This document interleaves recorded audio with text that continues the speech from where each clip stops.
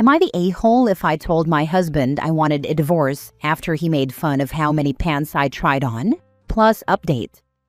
Original post. I, 30 female, had a baby 8 weeks ago via a traumatic birth. 10+ hours of active labor, super high fever, emergency C-section, and my son didn't breathe for 8 minutes after coming out. I told my husband, 37 male, that I had no birth plan, and I just wanted us all to get out of the hospital alive and healthy. However, I did have a very specific plan for the first 40 days postpartum that involved eating specific Chinese foods, limiting outings, and not being cold or in the wind. I told him it was very important to me culturally and for my healing. While I was pregnant, which also had its complications, I meal prepped and froze a lot of food that I just asked him to heat up, add vegetables to, and make rice. I wrote recipes down for him. He said, "I got you, baby." He, in fact, did not have me. I spent the first 2 weeks postpartum sleeping on the couch because I couldn't get in and out of bed after my surgery, doing the whole night shift by myself every night, and not eating anything besides the fast food he would bring home, or I would end up cooking for us. He told me that staying inside for 40 days was stupid, so by day 10 we were going out. I know that I should have said no, but I was too tired to argue. We went to the beach on day 14, and when we got there, there were 35 miles per hour winds. My husband said, "Let me just fish for a little and we can go." But he disappeared down the beach with the car keys for 3 hours while the baby and I sat in the wind. On day 16, he invited his sister to stay with us for a week. So I had to vacate the couch and climb in and out of our bed, still taking the whole night shift. His sister had a very similar surgery, hysterectomy, earlier this year, and was telling my husband and me about the risk of hernias after a surgery like ours. This was after both of them sat on the couch and watched me haul laundry to and from the garage while they watched TV. She also demanded that we eat certain foods while she was here that she can't get back home, and my husband door-dashed whatever she wanted to the house and/or drove us all to go get food that she wanted. Meanwhile, I couldn't get him to heat up frozen food for me. She also told us about the importance of scar care after the surgery and suggested that I get a C-section massage. Any place I found was over $200, and I texted my husband saying I felt guilty spending that much money on something so selfish. He changed the subject and didn't address my text at all. I felt so incredibly hurt by this. I don't know if it was hormonal or what, but him not saying anything to me when I said I felt guilty for wanting to do something nice for myself made me feel so unloved and insignificant. Especially because after his sister had her surgery, he talked to me about wanting to send her $10,000 of our savings to help her out with medical bills. And he didn't even acknowledge, let alone offer to pay for, a $200 massage for me. After I was cleared for regular physical activity at 6 weeks, I asked him if it would be okay if I spent 30 minutes a day in our garage working out. He agreed and said he would watch the baby for me. The next day, when I asked him to hold the baby for me while I worked out, he took my son and put him in the baby Bjorn. The baby started crying halfway through, and I had to finish my workout while wearing the baby. He told me while I was pregnant that it was a non-negotiable for him to continue going to the gym 3 times a week, and he started going back in week 4 from 2 p.m. to 6 p.m., leaving me with the baby and having to figure out dinner. The last straw for me was yesterday. I had been with the baby all night and all morning, and he wanted to go get lunch, so I asked him to watch the baby so I could get dressed. I was taking longer than usual to get ready, and he snarkily said to the baby, "Mom's gotta try on 6 more pairs of pants before we can leave." And I lost it on him. I screamed, "Nothing fits me because I just had a freaking baby, and I don't get to work out at all." I told him I freaking hate him, and that he should go to his parents' house or sleep on the couch or whatever. Just leave me alone. He shook his head at me like I was being irrational, and I felt such rage inside me. How could he not see that I was dying? I spent the night Googling divorce lawyers, and I feel like I'm overreacting. Now for the top comments before reading the update. If anything, you're underreacting. He's worse than useless. Isn't it crazy when you think, this guy is useless? And then, actually he's worse. Yes, Like not only is not being of any use, but he's actually making more work for her. Having him gone would be much easier. OP, do you work or are you a stay-at-home mom? Does he financially support the entire family with his work alone? I just finished grad school 4 months before I had the baby. But before that, I worked in pharmaceutical chemistry and had a decent savings. I paid my half for our mortgage and bills, but I didn't have any extra money for fun stuff like going out to eat, coffee or dates or home improvement things, so he would pay for everything else. I am supposed to start a new job at the beginning of August. That man has shown you repeatedly that he can't be trusted to support you. You would be better off as a single mom than trying to get him to change, because men like that never get better, they only get worse. Not the a-hole. My ex once went hiking with a friend and left me alone with a 4-month-old while I had a pretty serious case of the flu. That was only the beginning. Notice I said ex? These guys just don't get it, don't want to get it, and should never marry in the first place. You are not overreacting. You aren't dragging it out for over 20 years like I did. That's the type of wisdom I did not have. He gets it. He just doesn't care. That article was depressing AF. Edit/mini update.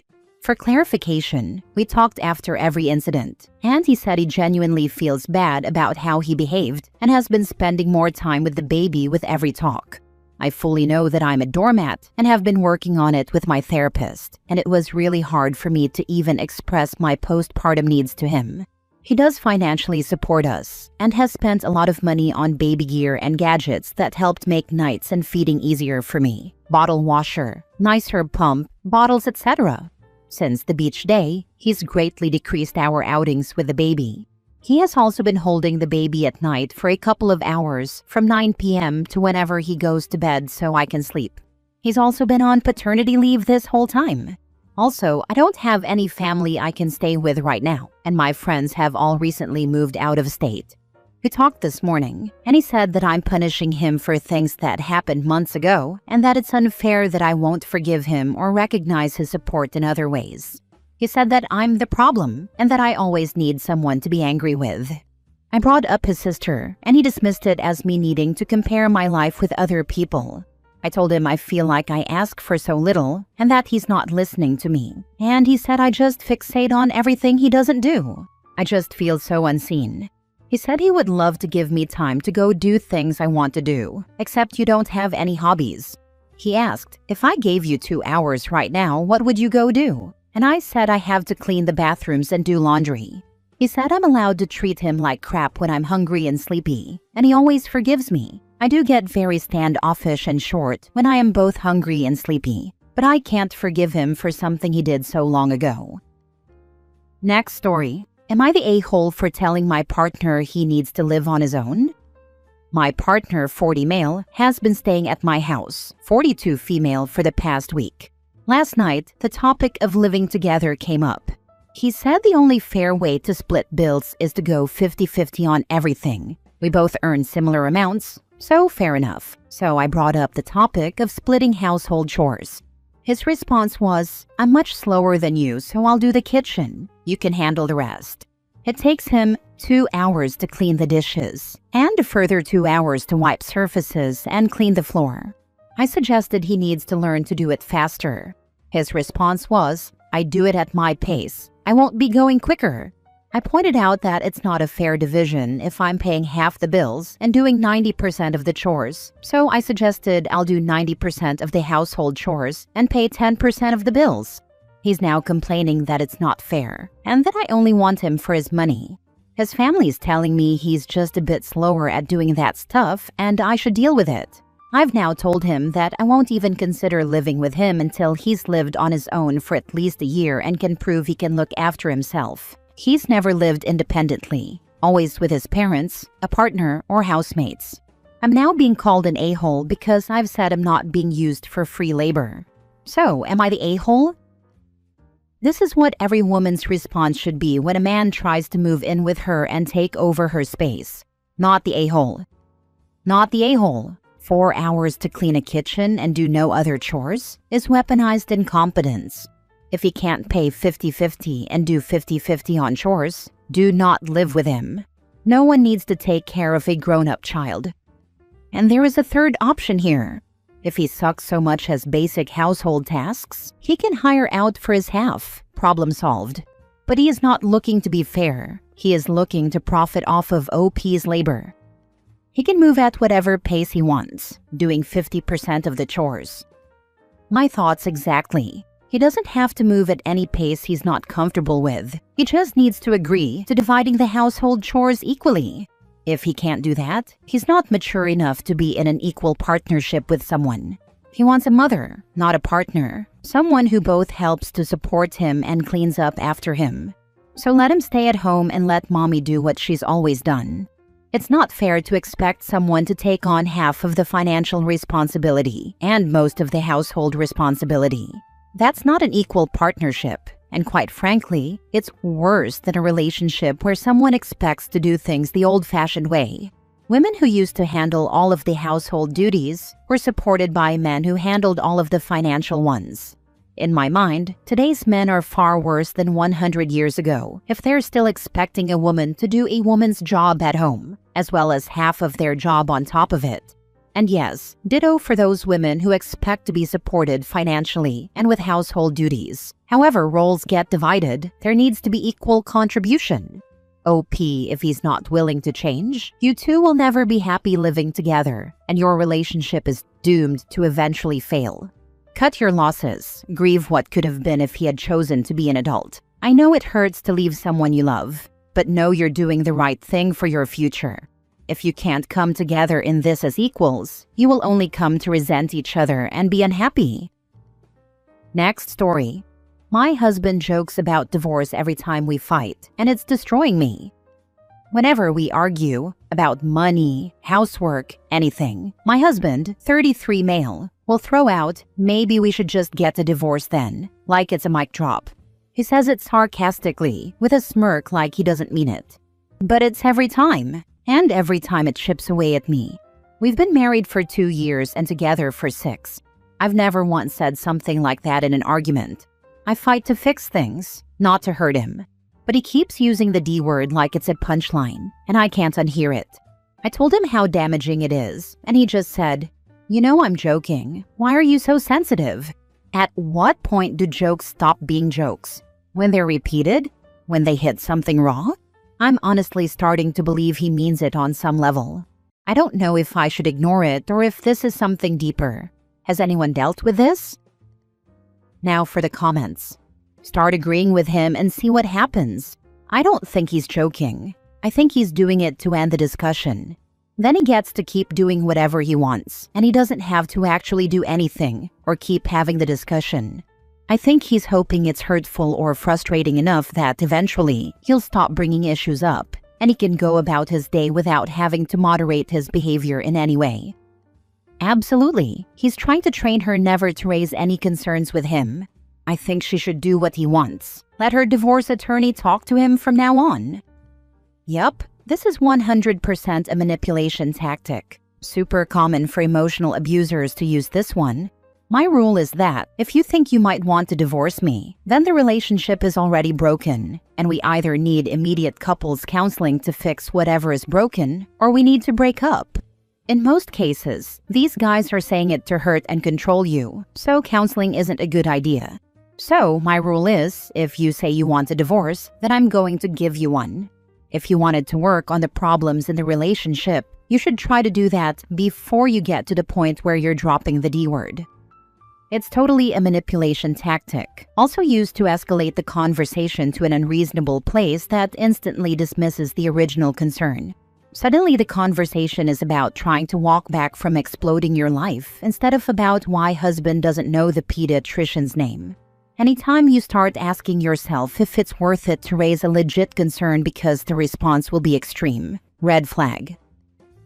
Last story. I found out why my partner of 5 years hasn't proposed to me yet.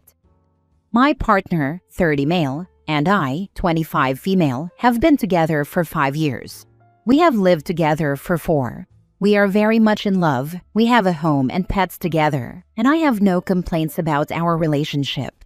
I really am happy with him, and we have great chemistry. We have talked about engagement and marriage before. Personally, I'm not too set on marriage right now, but I do like the idea of at least getting engaged and having a ring. Whenever I would bring the topic up, he would get really avoidant and make a joke or try to change the subject. It was confusing to me, considering we have had this talk before and he wants to be with me forever. But I finally found out why. He told me that he wants to have kids and wants to ensure that the person he marries also wants kids. I do not want kids. We had multiple discussions about it afterward, but never actually came to any sort of agreement. He basically thinks I'm going to change my mind in the future since I'm still young. And I don't say anything is impossible, but I'm pretty sure I won't change my mind. I know what goes into motherhood and raising a child, and I honestly just don't think it's for me. Also, I have a career that having a kid would really hinder. Since we never came to any conclusion, I'm pretty sure he's just willing to wait and spend as much time as he can with me until he's ready to start a family and see if I've changed my mind or not. And that's when we'll make an actual decision. But I can't help but have this mental block, knowing eventually this is probably going to end. And as much as I don't want it to, this just isn't something either of us should have to sacrifice. I totally respect him for wanting to be a father, and I would never want him to give that up to be with me, which he has kind of hinted at before. So I'm really torn. I don't know what to do. It would of course break my heart to break up at any point. But is this something we need to decide now? Or should we wait it out? Has anyone else been in this position? Also, I want to mention that he's very set on not breaking up anytime soon. I also don't want to break up, of course, but I agree with some of you saying that it's not fair to either of us. I would prefer if he made that decision and not me. But I know he won't, so it's a hard position for me, considering how deeply involved we are. Time to end it. You want fundamentally different lives. Stop wasting each other's time. It will be painful but best for both of you. Don't have a child for someone else, and don't be the reason someone else doesn't have a child. Yep, the relationship has run its course. Time to move on. Let the man find someone with similar goals. Just pull the plug. Break up now, or it'll lead to far more resentment and pain down the road. I think you already know the answer. Your issue is perhaps how to open and frame the discussion in such a way that the "let's talk about this later" option is off the table.